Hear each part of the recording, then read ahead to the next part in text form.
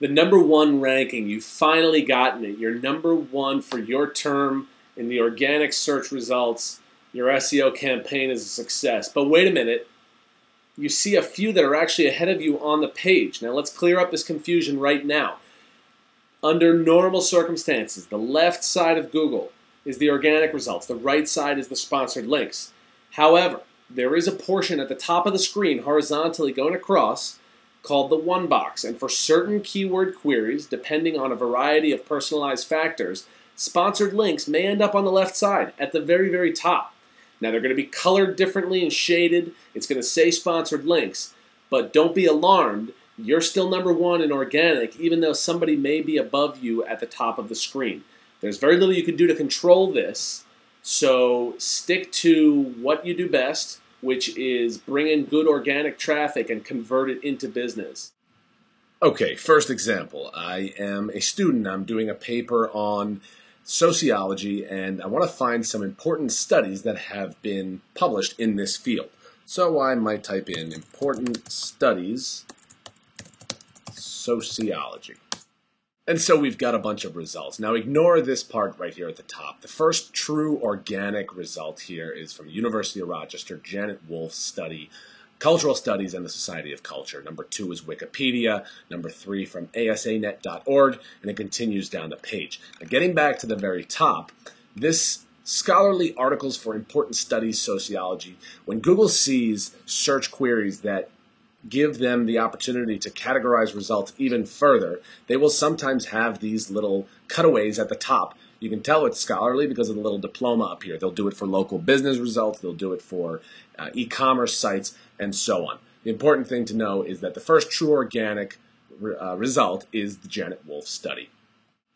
So now let's do a different kind of a query and see what happens. Let's say I'm in the market to buy some hiking boots. Now, skip the top again. See this little shopping bag? Remember the diploma from before? So this is now an equivalent. These are shopping results. The first organic result really is this www.abcofhiking.com, and it's a buying guide to hiking boots. Above that, you've got a few results that Google has placed at the top and is even offering Google checkout for e-commerce value added. But really, up here, you've got hiking boots at REI and hiking boots from Zappos.com. Now, these are ads. You can tell the color is a little different. This is the one box that we mentioned before.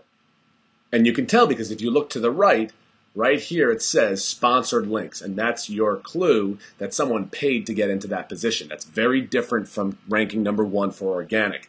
You're paying lots of money to get up here. It costs a lot less, that is 0, to get into organic results.